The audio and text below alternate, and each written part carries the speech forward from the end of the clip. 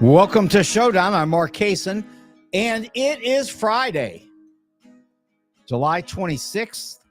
So it's the last Friday of July, and everything today is cat ladies. Boy, the cat ladies are just exploding onto the internet, onto everybody's discussions. Well, I shouldn't say everybody.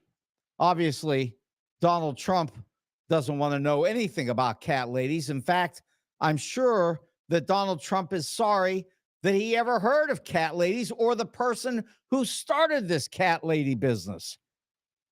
I realize it was 2021 when this was originally said, but the funny part about it is J.D. Vance hasn't shown up somewhere in front of a camera and said, look, I'm really sorry I said that. That was dumb. Nope, not a word. Complete silence. And, you know, the thing about it is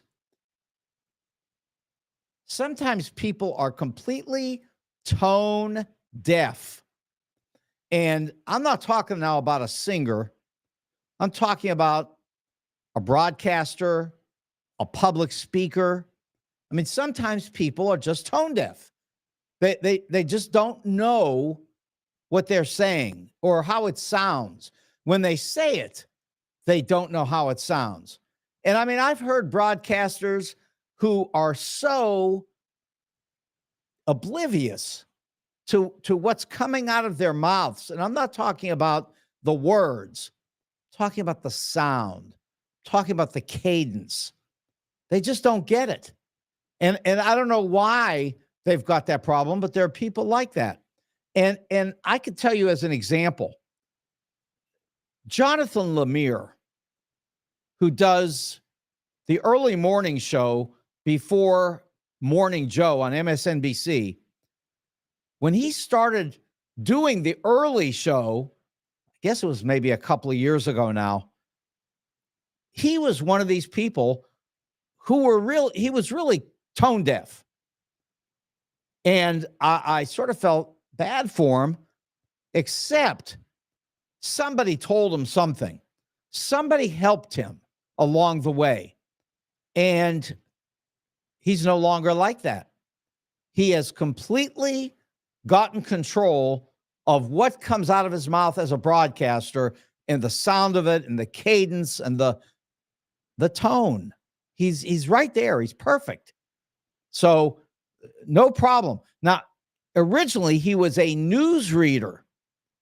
And there's a big difference between reading the news and talking on the air. Just a giant difference. And Jonathan Lemire is now the greatest example I can give you of somebody who just had to learn briefly, and he has gotten so good at it. When I hear him on the air, I love it. And I'm always happy that he has gotten this under control, because I've heard people that I really like. I mean, they've got good sound. I mean, they have excellent ideas, but like the cadence is totally off. And it's like, woo, you know, something's off. Something's not right. And I'll tell you another person who was just like that. David Gregory, when he did Meet the Press, he was just totally off balance. He could never get where he needed to be. And then in came Chuck Todd, and Chuck Todd just had perfect pitch, just excellent. So that's an important thing. You know, when you get in front of a microphone, when you're talking to people, you want to sound right. And the reason that I really went to this today is because Kamala Harris has perfect tone. Absolutely perfect.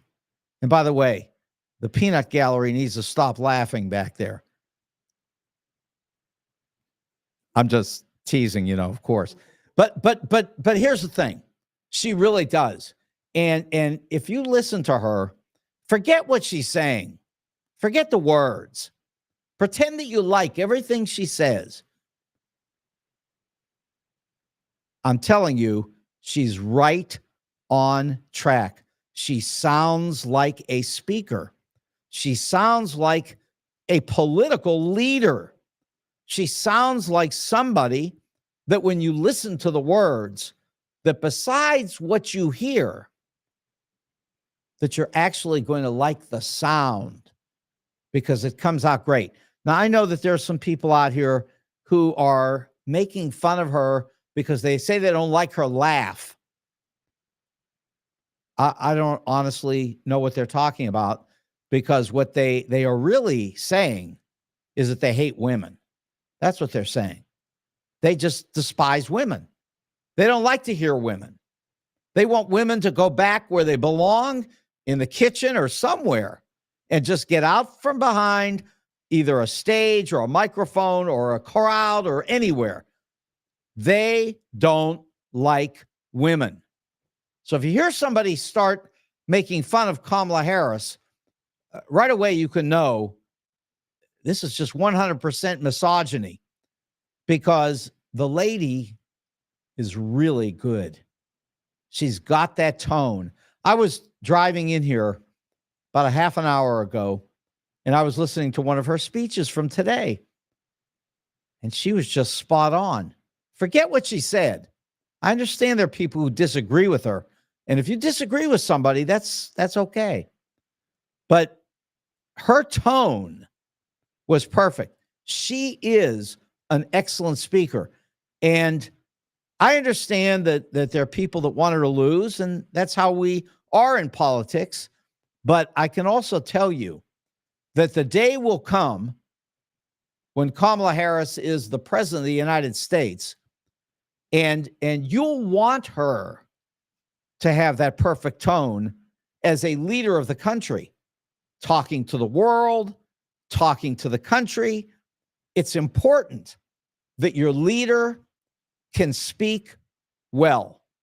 And listen, that's really what did in poor Joe Biden at the end, because you cannot be the president of the United States coming up against a challenger like Donald Trump, who is certainly a psychopath. He's crazy. He's got screws loose, and he needs to find those marbles that are lost. All that's true.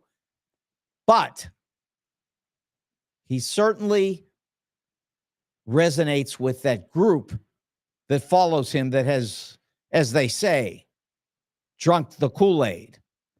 And they love it. And so what you need to do is you need to be much stronger than what Joe Biden was. And I'll say this, in listening to past clips from Joe Biden years ago, he was fine. He was a very good speaker. All that talk about the stuttering and so forth, it wasn't a problem. But in his later years, it has come back to bite him in a serious way. He slurs words. He mixes up words. He really has a problem. And he just was not strong enough to deliver the kind of speech that's necessary in order to really excite the masses. And I have to say that when you listen to not only how Kamala sounds, but you listen to the reports of what people think and the polling and the number of people that are volunteering for the campaign and all of the people who are talking about this just incredible enthusiasm that is now following her around. See, you can't deny that. Now, Donald's trying. I understand he's trying. But look, if people say, wow, I'm inspired, then you just have to believe it. Now, if you just had a few people saying it, that would be different. And then you could say they're just talking their portfolio. That, I understand that kind of thing. You know, as a stock market guy, you know, people who have bought, you know, a lot of IBM. Well, sure, they're going to talk up IBM. So that's talking up your portfolio. But see, that's not what's going on here. There are people who have come to Kamala Harris who were completely out of the Democratic Party involvement here. They were so upset that they just were talking about not voting.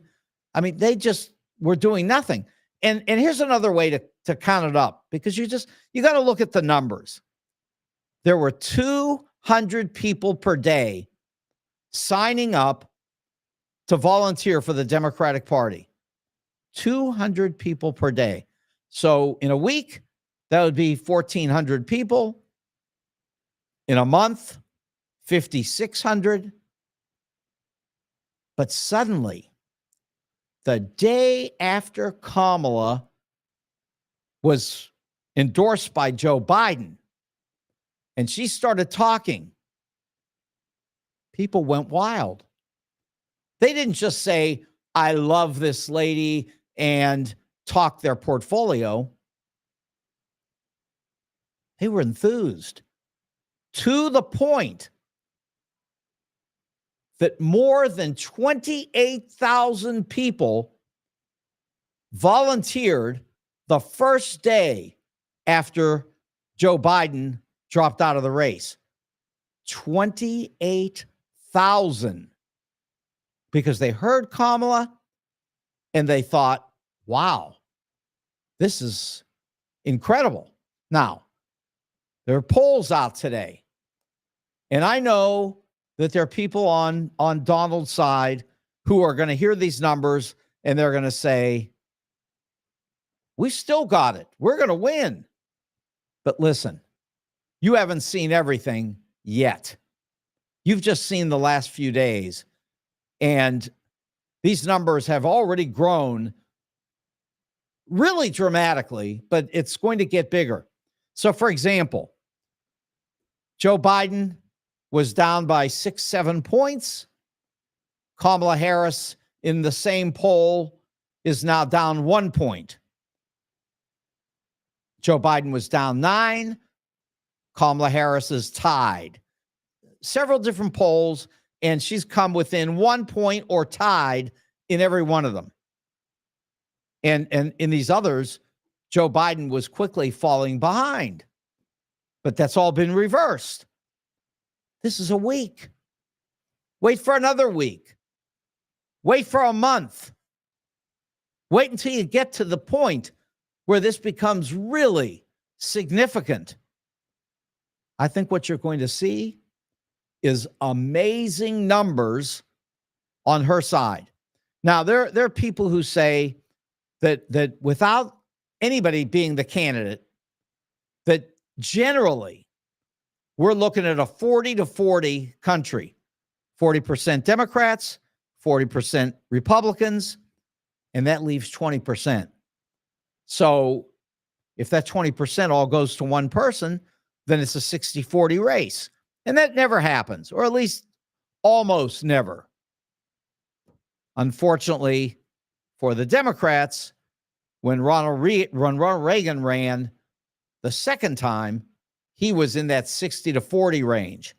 And so was Lyndon Johnson beating Goldwater back in 1964. So sometimes it happens, but mostly not. Well, Donald has got himself in a mess where I'm not saying 60-40, but I certainly wouldn't be surprised to see 55-45, which in American politics is a landslide. 10 points in American politics is a landslide. Everybody knows it. And actually, Joe Biden came in pretty far ahead during his last election. Whatever it was, 5-6 points. It's up there. That's a high number. Hillary Clinton was 3. That's pretty good, but not enough, unfortunately, for all of us to get her elected. Sure, she won the popular vote by 3 million, but not enough to get us elected, to get her elected. But here's the thing. Kamala is another ball game. This lady has got that perfect tone, and she's got the right words. For example, you know that one of the things that she's pushing is freedom. Now, I know everybody says freedom, but again, in the case of Kamala Harris, this is catching on like wildfire as it spreads all over. People are just believing it, totally believing it. And in addition to that, look at the other thing she did the other day. And this is a perfect example of how perfect her tone is. She really knows how to play it, because she talked about the fact that we're not going back. And she said it twice. We're not going back. Now, I listened to when she did it. She wasn't calling for the crowd to do anything, but the crowd went nuts. The crowd, tens of thousands of people, were screaming, "We're not going back." And you know what? We're not going back. We're not. She's right. And the crowd responded. And believe me, that's not just responding to the words. That's responding to her tone, because she's got a perfect pitch as a political speaker. Now, go out and listen to her, because I'm sure you're just listening to the words right now. But I want you to think about it when you listen to her. And you'll realize quickly that what I'm saying is true. And you may listen to some other people and realize when they don't have that pitch, when they just don't know what their sound is coming out like. And there are lots of people that are like that. Like I say, one of the main ones from the time I listened was David Gregory on Meet the Press. And it really bothered me because I like David Gregory. He's a nice person, smart person, but he just didn't have that pitch. Kamala Harris has got it.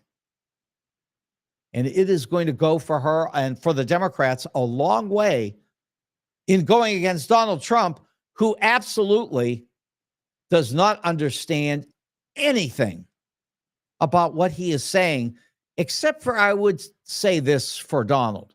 I'll give him this much credit. I think he's scared out of his wits.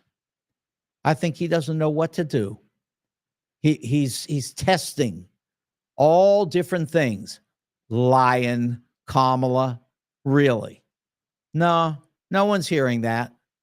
And this other business, you know, the cat ladies thing is, as I said at the beginning, it's so interesting because the first thing that J.D. Vance could have said, boy, I shouldn't have said that 3 years ago. I don't even know where it came from. I don't understand, but I said it. I know, but no, I don't believe that. Of course, you know, women who have children, women who don't have children, it doesn't matter. Everybody has a role to play in our society, but he's letting it stand.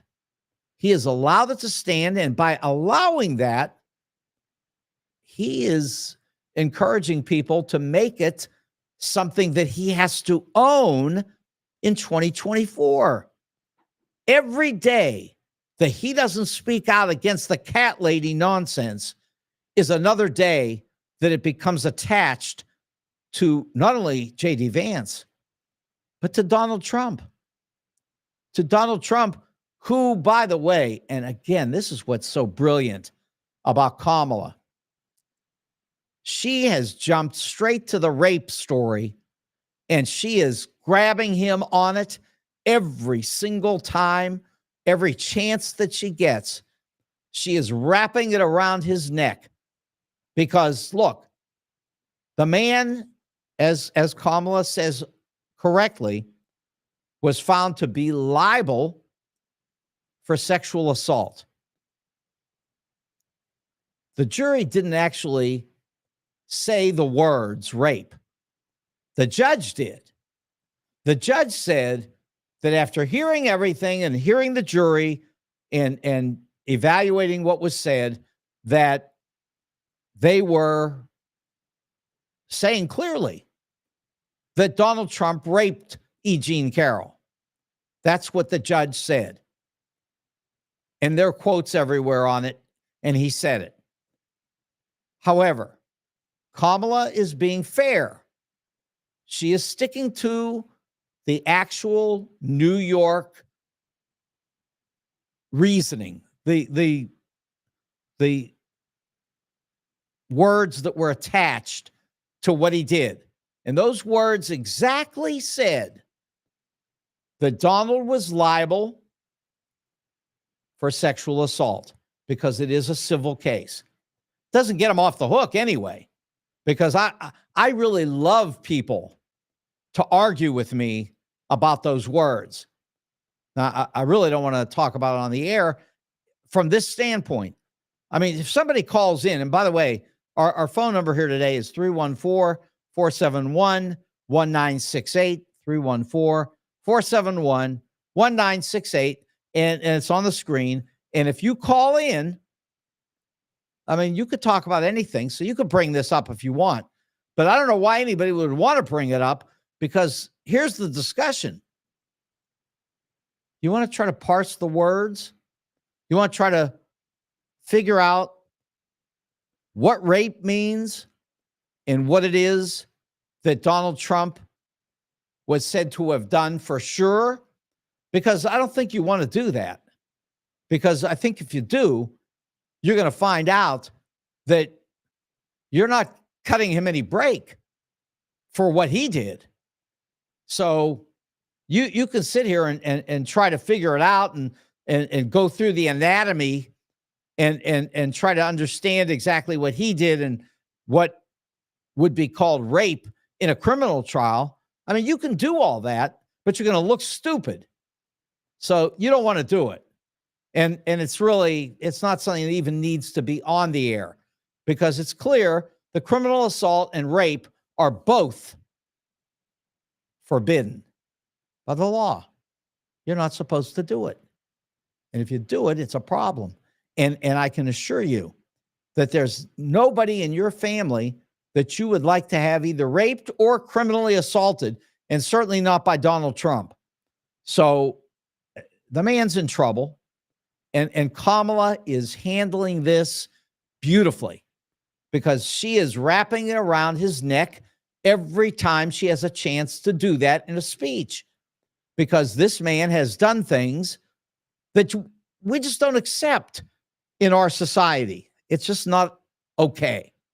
Now, I want to talk about the trials in which Donald was found guilty and liable and so forth. And I don't want to spend too much time, but I do want to talk about it a little bit, because there's a lot of misunderstanding. And there are about 15 different people who have mentioned this to me in the last month. And the thing about it is, they all believe the same thing. Here's what they believe: that the judge in New York was against Donald from the beginning. And as a result of being against Donald, the judge, first of all, allowed things into the courtroom that he shouldn't have done, things which could be reviewed in the upcoming appeal that's out there right now. It's going to be heard in New York. That's one thing that they believe. They believe that during the trial that there were opportunities where somebody said, they object, and the judge ruled in favor of the prosecutors. And so there's a belief that this judge was biased. But see, here's the problem. It's often seeming to be that way in a courtroom because, a judge has certain beliefs about the law and follows the law. Now, when it gets to the appeal, I think it's going to be very clear that the appeals courts are all going to say that this case is done perfectly. No problems, no bias, nothing improper. Now, that doesn't mean that the judge could or could not have made some different choices in a way, possibly so. But they do have latitude. So that's number one, is that they've got that latitude. The other thing that's a problem is that the judge is a human being.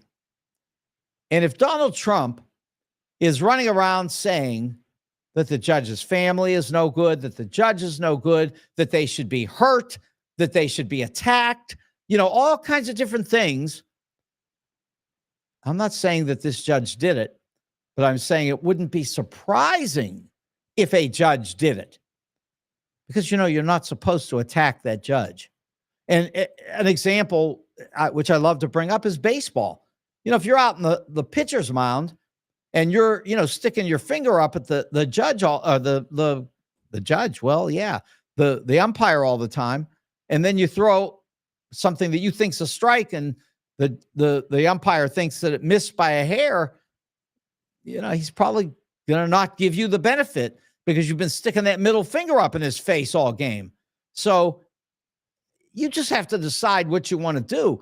But at the same time, judge does have latitude.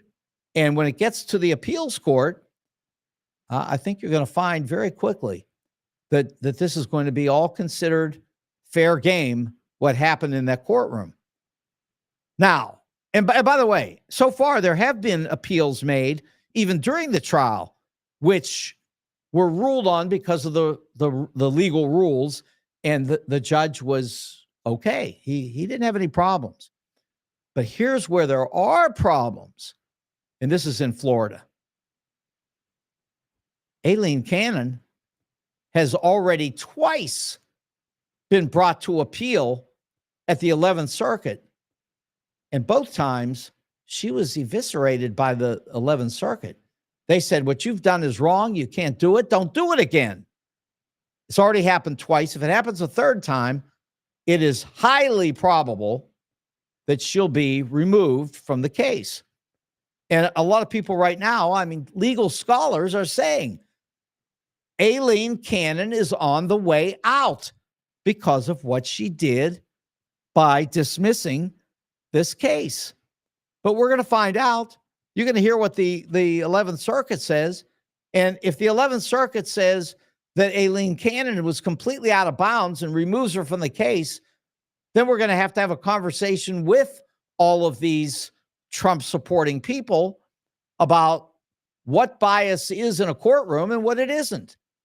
Because I can tell you right now, what happened in New York was not bias. People are going to say it. Like I said, I've had 15 at least. If it were 20, I wouldn't be lying to you, because it's that many. Everybody says the same thing to me. I guess some people heard it on the news and they believed it. But I can just tell you right now that a lot of this stuff wasn't even heard by the public because there was no microphone. There were no microphones in that courtroom in New York. The people who are saying this are people who were in the courtroom who were, I don't know, dressed up with blue suits and red ties as these little obsequious people following Trump because, I don't know, something wrong with them. But wait until you hear what these appeals courts say, because I think they're going to make it pretty clear as to who's in the right and wrong. And when you find out that Aileen Cannon's in the wrong and has been removed, and that the Judge Merchan has done it right, I think that's going to tell you the whole story. And by the way, Judge Chutkan as well, same way. She's made decisions that have stood up already under review. And Donald's running around saying these are unfair. It's a kangaroo court. It's all against them. But that's not what the people who are reviewing this say at the higher levels. And these cases are going to go everywhere. Now, When I say these cases are going to go everywhere, let me also add a couple other things. Certain cases that are already being brought and that people are trying to push to the Supreme Court, it's not going to happen. There are some things that have been brought up for the review of the Supreme Court that it's just not the court's, it's not their area. It's just nothing that they have any say over. And they're not going to take these cases. They're not going to ask for them. They're going to say, no, we can't do it because it's not us.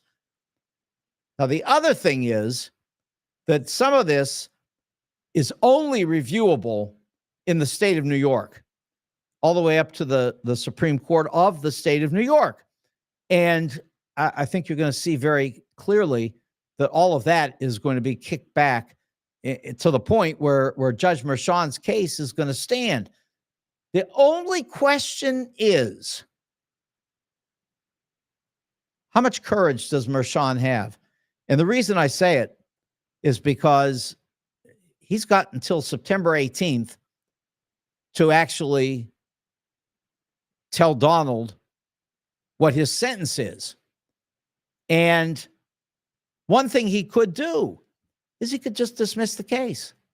He could say, this case will not stand up in the review, and therefore, based on the new precedents set by the Supreme Court, we're simply going to drop the case.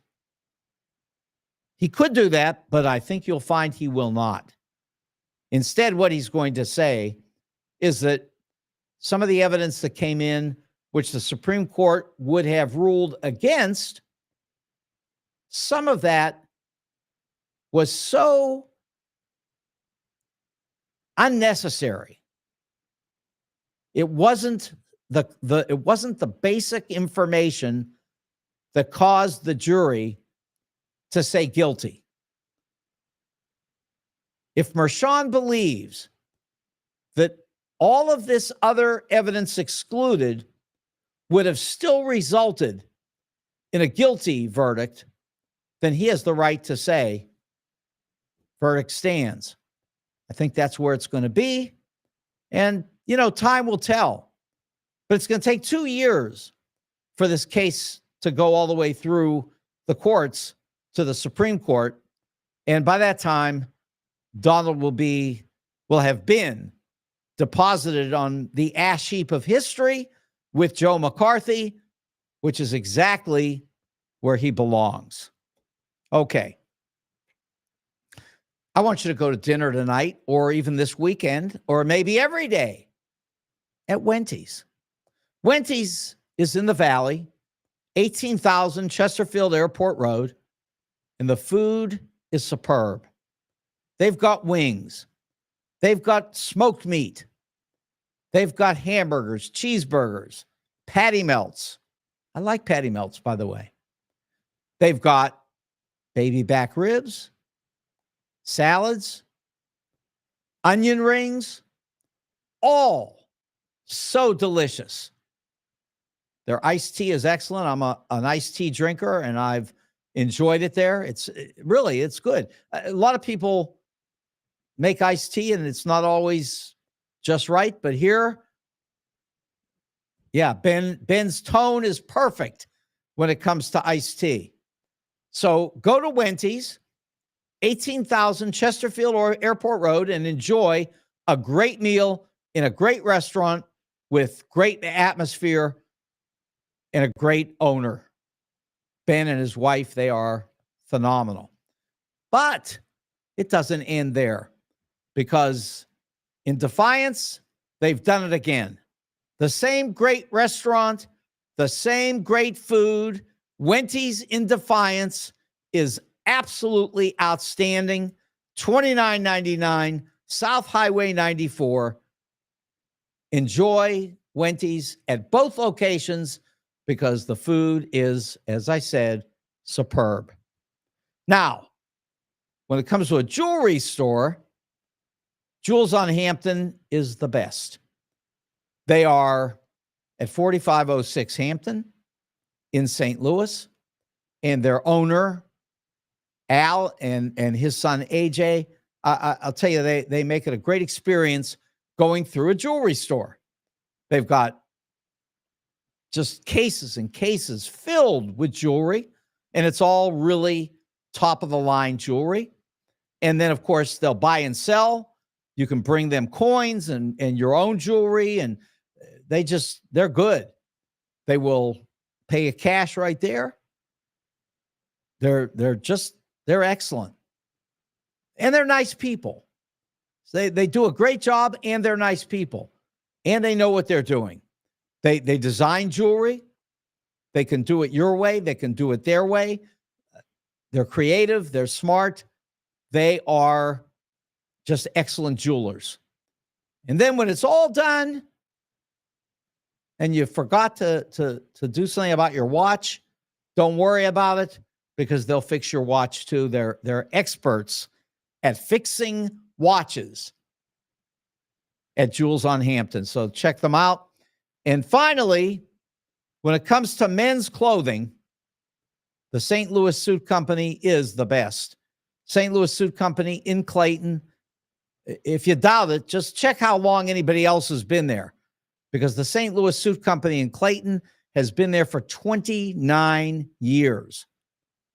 They're not playing games. They just provide the best clothing at the best prices. And now, as I've told you, I've learned all about the new fashions today. And I'm now hip again because I'm wearing the right things. I've got my brand new blue jeans. I wear my suit coats from this great men's clothing store. And I've got my ties, which are just excellent. And, you know, there's just a slight change in the tint of color that you can see right now on Showdown, because, you know, Joe's always making things better, and he did. And as a result, I think if you look at my blue tie against my blue shirt, I think you're going to see that the colors are great. And it's all about the St. Louis Suit Company. That's what it's about. They are the best. They're perfect. Again, they have that perfect pitch. They know what they're doing when it comes to suits and ties and shirts and overcoats. Don't forget that, because the weather's going to change in a couple of months, and you're going to go, well, why didn't I get myself an overcoat back when the prices were low? So go do it on the corner of Central and Forsyth in Clayton. And if you're thinking about marriage, wedding attire at the St. Louis Suit Company, they're the best when it comes to wedding attire. Everybody knows it, and you will too if you go to the St. Louis Suit Company in Clayton. Okay. So, you know, we talked about Kamala's perfect pitch. I want you to listen to somebody. And I did this last night, by the way, but I'm going to do it again tonight. And I have a very specific reason. Because last night we had a problem with some static. And I want you to hear this on a clean program where you can hear it all. I want you to listen to Ronald Reagan real quick, and then we'll come right back. This, I believe, is one of the most important sources of America's greatness. We lead the world because, unique among nations, we draw our people, our strength, from every country and every corner of the world. And by doing so, we continuously renew and enrich our nation. While other countries cling to the stale past, here in America, we breathe life into dreams, we create the future, and the world follows us into tomorrow. Thanks to each wave of new arrivals to this land of opportunity, we're a nation forever young, forever bursting with energy and new ideas, and always on the cutting edge, always leading the world to the next frontier. This quality is vital to our future as a nation. If we ever close the door to new Americans, our leadership in the world would soon be lost. Yeah, listen to that. If we ever close the door to new Americans, our leadership in the world will be lost. And there's a guy, and of course, remember, He was a professional actor. So you could expect nothing else but the perfect pitch that Ronald Reagan had. And it didn't matter what he said. For people who loved Ronald Reagan, they would hear those words and they would buy into almost anything he said because he had that perfect pitch. And again, like I say, if you're a professional actor, which he was, and he was a successful actor, he may not have been Laurence Olivier, but he was certainly a fine American actor for the work that he did.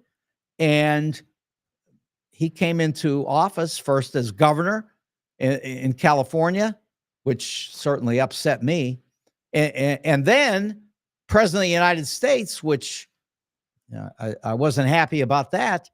But listen, I, in a million years, didn't think about leaving the United States because Ronald Reagan was the president. Never crossed my mind. I mean, the only thing I ever thought about leaving the United States for was the draft. I mean, if somebody had ever sent me a notice that said, Uncle Sam wants you, I would have been straight to McGill University in Canada, and that would have been the end. Because we did go there. We went and visited and set it up. We were ready to leave. And then came the ping pong balls, and the lottery went my way. I was number 252. And if you were above 125, you weren't going to be drafted. So that was the end of that. I wasn't leaving. I did help other people to fight against it and resist the draft for sure. But having said all of that and remembering that Ronald Reagan was all into this patriotism and stuff that I didn't like ever, nor do I even like it today. I'll tell you why in a minute. But I have to say that what he said about immigrants, I don't know how I ever missed it. I'm really ashamed of myself because I usually hear things. And believe me, I did not hear this from Ronald Reagan. But you heard it. I mean, these were his words that if you leave the opportunity for people coming to the United States, if you leave this out, if you get rid of it, if you stop immigration, or how about this? How about massive deportation? How about that one? We got a guy who wants to deport millions of people who have been here for 10, 20 years and who are just trying to fit in and who do nothing wrong. Although Donald says that these migrants are creating a dumping ground for criminals and the insane. Now, you heard Ronald Reagan. He didn't say that. He didn't say the United States, when we had people coming in, was becoming a dumping ground for the criminals and the insane. No, he said the opposite. Ronald Reagan said what I tell you. Open the doors to these people. Bring them in. Now, the first thing I hear from somebody is, well, not the illegals. We don't want illegal immigration. Look, you can play games with this all you want, because all you have to do is pass a law and say that it's illegal to come to the United States if you don't follow this and that and some other process. You can say that's illegal, and then by the time you're through, basically what you've done is the same thing that you did to black people when they tried to vote. They said that. They said, look, black people want to vote? Okay, just follow the process. We got a little bottle here of jelly beans. The process is you have to come in and tell us how many jelly beans are in the jar. And if you can tell us the exact number of jelly beans in the jar, then you pass the test and you're legal. You can vote. So we know this game. This is the game that they play against people who want to come to the United States. Ronald Reagan didn't say, let's let everybody in, but not the people who can't follow the process. Because believe me, the idea is to make the process sufficient to allow these people to come in. So change the process. Don't say that you have to come to a certain point in the border, and if you don't find that exact latitude and longitude where you're going to walk in, well, guess what? Forget it. You're done. You got to go away. No, that isn't how we do this. We don't play the jelly beans in a jar game, or we shouldn't. We should let the people come to the United States and enter our country, vet them at the border, and then I say, let's send 1 million high school graduates down to the border. And let's have them help the people who come in. Let's have them educate the people who come in, help them to learn English, help them to fill out forms so that they can sign up for Social Security. Now, when I say sign up for Social Security, I mean pay into it. I don't mean come into the United States and collect it. Pay into it so that someday, after they become citizens and after they've made it through our society and hopefully grown enough to become successful, then they can collect Social Security too, and Medicare and everything else. But only after they have been helped to fit into this country. We could do it. We don't want to. It's that simple. And believe me, I have so-called liberals, friends of mine, people who are, in theory, educated, who say the same thing. Not the illegals. We don't want illegal people coming in here. Well, okay, fine. And we don't want illegal people to vote either. But what you call illegal is the key. Because if it's counting the jelly beans in the jar, well, you see the problem? So then it's racism. And believe me, it is racism, because these people who are coming from the South are sometimes black, sometimes brown. And listen, Donald Trump has made that clear too. You can go anytime you want to Google, YouTube, and listen to what he says. First of all, he says that these people are poisoning the blood of America. And by the way, let's assume the first time that he said poisoning the blood of America, that he didn't know that it was Hitler's language. Let's say that. So then what would you do if you're Donald? You would come back to the people and you would say, look, what I really meant is that we don't want people to come from some of these other places in the world if they're going to cause us a problem in the United States. And I didn't mean to say poisoning the blood, because I didn't realize that was Hitler. But see, here's the thing. That's not what he's done. He has doubled down on it. He has tripled down on it. He has kept on going. He says it over and over again. And remember, because I showed this clip the other day too, his favorite thing is, I never heard of this before. I don't know anything about it. Yeah, but he's got no problem saying that too. Donald Trump could look you right in the eye and say, Hitler? Never heard of the guy before. I don't know anything about that. All I know is I use the language, but I don't know who Hitler was, and I don't know what he said, because I'm busy doing important things. See, but that's the point. He's not even doing that. he is just doubling and tripling and quadrupling down on this every chance he gets. He loves to use that Hitler language. He repeats it over and over again because he gets a kick out of it, because I guess it makes him feel like maybe he could be Hitler. And if you think that's crazy, then you need to go to his own language again.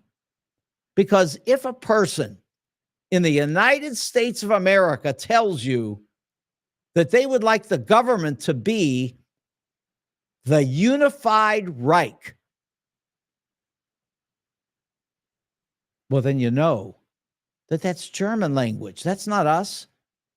Americans don't talk about our government as being the Reich. The First Reich, the Second Reich, the Third Reich. That's Hitler. That's Germany. That's not us. But Donald dipped into his bag of political knowledge, which is practically nothing, but which includes whatever he learned from reading Hitler speeches at night before he went to sleep, according to his wife.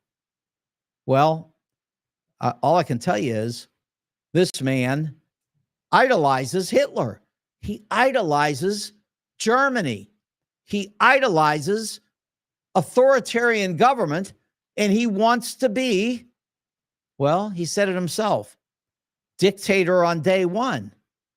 Now, later on, he came back and said, nah, I only meant that I'd be a dictator for the first day, but after that, well, I'd just go back to being regular. But look, you don't want a dictator on the first day. You don't want a dictator on the last day. We don't need any dictators in the United States, nor do we need anybody who wants to terminate the Constitution. Again, Donald said that under certain circumstances that he would feel compelled to terminate the Constitution. Well, first of all, he doesn't have the right to terminate the Constitution, not on any day, not based on any circumstances. The Constitution has to be followed. When you run for president of the United States and you get elected, you raise your hand and you say the words that are an oath. And it's not an oath to Donald Trump. It's an oath to the Constitution of the United States. And it doesn't say, we also give you 1 day that you can terminate it. It doesn't say that. It says the Constitution's good every day. If it said, by the way, I promise to follow the Constitution, except for there are 5 days that I'm able to terminate in order to do something or other. Well, if that's in there, then you can do it. But we know it's not. There are no days that you can terminate the Constitution. So let me add this. And I said earlier I was going to comment on this. And it's this patriotism business, because people love to throw patriotism around. And I got a big problem with patriotism. Well, first of all, you got to decide what the meaning is of the word. And I would say I'm a patriot. I'm a patriot because I believe in the Constitution. And if you don't follow the Constitution, then the government is wrong. And thank you, Michael. Glad to see you here. But let me say this. There are patriots who say that it's my government, my country, right or wrong. I am going to follow my country because I am a patriot. And I look at Germany.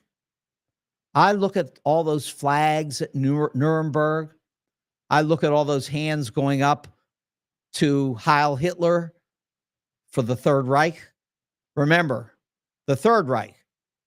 The unified Reich is what Donald has promised us. Amazing as that is. And if you're out there and you think it's not true, well, you better go look it up, because it was right there on his, whatever he calls that crazy thing he's got, that would be Twitter, but whatever it is. So he put it on there. Now, later he said His usual thing. I don't know how it got there. I don't know anything about it. I never heard of it. Well, that's what he does. But look, here's the problem. The problem is there were only two people who had access to that. One of them was Donald, and the other is the person who Donald has hired to officially put things on there for him. Donald didn't say, I fired that guy because he put this Unified Reich thing up there, which I don't believe in. Donald said, I never heard of it. I don't know how it got there. It wasn't me. It was somebody else. We don't know who. I don't know. I didn't even put it there. It was never there. I mean, those are the things. And you know, I've played that clip up here where he says that over and over again because that's what he does. This is his game. His people believe this game. But there's so many people in this country who don't. They don't get conned into any of it because they know better. They've seen what he does. They've seen what's happened to him in the courtroom. They understand a $90 million verdict in favor of E. Jean Carroll, a $450 million verdict in favor of the state of New York. In Judge Merchan's case, it's not hush money. It's about election violations. There was some hush money in there, but they were election violations which were raised to the felony level. 34 counts of felony conviction. And if you're sitting here waiting for Donald to be exonerated so that he can then become elected, let me tell you something. You're waiting for the wrong thing. You better turn back on this broadcast and listen to Ronald Reagan. Worry about that. Worry about how we're going to get some people into this country that belong here, people who are desperate to come here, people who want to survive with their families, people who want their kids to go to high school and college and become successful and wealthy in the United States. Look for those people. Stop worrying about the con game that Donald Trump is playing on you, because I can tell you that when he loses this election, he's going to be doing the same thing he always does. He's going to say, it was rigged. He can say, and he will say, they cheated. They cheated me again. They do this every time. I always win by a landslide, and they always rig it against me. Isn't it funny how everything that Donald does is rigged? Of course, when he finally won in the Electoral College in 2016, when he thought he couldn't win, he didn't say that one was rigged. And by the way, neither did Hillary Clinton. She didn't complain. She didn't raise any objections. She said, you know something? I lost the election, and I wish Donald Trump the best, and I hope for the American people that Donald Trump has a successful presidency. That was her words. That was her language. And what does Donald give you? Poisoning the blood of America by bringing Africans into this country. Listen to the tape. Now, I'll grant you, he says things about other people coming here too. He says the Mexicans are murderers and worse. He says that migrants who come here are criminally insane, who are being dumped here by their countries. So he doesn't only point to black people from Africa, but he certainly includes them there. And when you see the numbers, which I've told you all along, that Donald will get, if he's lucky, 5%. Well, we'll end the show on that tonight because that's a winner. Okay. For the St. Louis Suit Company, Wenty's, and Jules on Hampton, this is Showdown. I'm Mark Kaysen. You have a great weekend. Good night.